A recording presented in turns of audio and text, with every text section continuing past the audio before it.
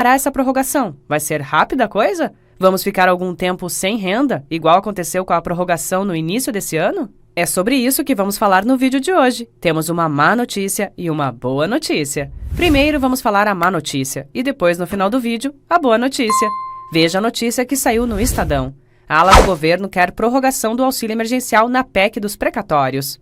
Diga logo essa má notícia, Bia. Eu já tô ansiosa. Pois bem, Amanda, a má notícia é que se a prorrogação for feita por PEC, como quer essa ala do governo, pode ser que ela demore muito mais para acontecer. Pode chegar em novembro e a prorrogação ainda não esteja definida, e 25 milhões de pessoas fiquem sem renda até isso se resolver.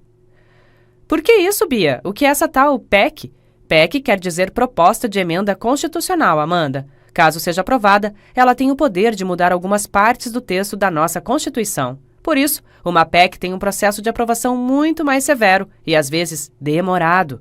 Ela tem que ser aprovada por 3/5 da Câmara e do Senado e a votação é feita em 2 turnos. O tema ainda não foi definido pelo relator da PEC, deputado Hugo Mota, republicanos PB, pois há avaliação no Congresso de que o governo poderia sim prorrogar o auxílio sem a necessidade de uma autorização constitucional. Isso seria feito por meio de medida provisória ou decreto e abertura de crédito extraordinário, que fica fora do teto de gastos, a regra que limita o avanço das despesas do governo à variação da inflação. Essa seria a melhor opção, pessoal, uma alternativa muito mais rápida e necessária para que não fiquemos sem renda a partir de novembro.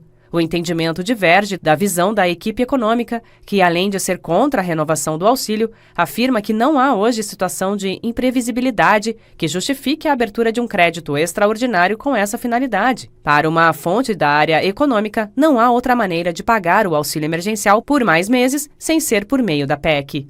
Um integrante da equipe admite que os parlamentares vão tentar incluir a medida na PEC dos precatórios, enviada para parcelar dívidas judiciais e abrir caminho à ampliação do Bolsa Família. Mas essa fonte alerta que a economia não vai aceitar. Há quem conte com a pressão do mercado financeiro sobre o relator e a cúpula da Câmara dos Deputados para barrar a medida, que resultaria em maior pressão sobre as contas públicas e o endividamento do país.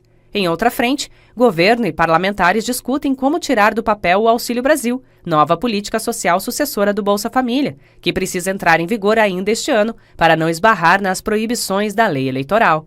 Nesse contexto, entrou no radar a possibilidade de direcionar recursos do Fundeb, o Fundo de Educação Básica, para bancar parte das despesas com o novo programa. Essa mudança também teria que ser feita por PEC.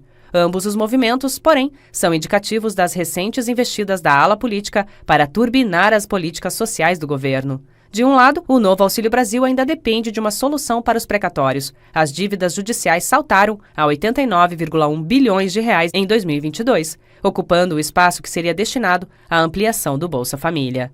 A PEC dos precatórios propôs originalmente o parcelamento dessas dívidas, e agora governo e Congresso negociam a fixação de um limite para seu pagamento, que resultaria no adiantamento de 50 bilhões de reais em débitos. De outro, mesmo a ampliação do Bolsa Família é considerada insuficiente para lidar com os problemas sociais desencadeados pela pandemia de Covid-19. Por isso, a defesa pela prorrogação do auxílio emergencial.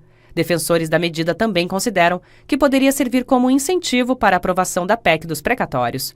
No início da semana, o ministro da Cidadania, João Roma, disse ao Estadão que o tema da prorrogação do auxílio emergencial está na mesa, embora nenhuma decisão tenha sido tomada. É preciso que haja um esforço do Estado brasileiro para proteger 25 milhões de cidadãos, afirmou na ocasião, em referência ao público que hoje recebe o auxílio emergencial, mas ficaria fora do novo Auxílio Brasil. Entendi. E qual é a boa notícia? Qual é, Bia? A boa notícia é que o auxílio emergencial deve ser prorrogado, sim. Hoje, já em consenso muito grande que é prioridade essa prorrogação por parte do governo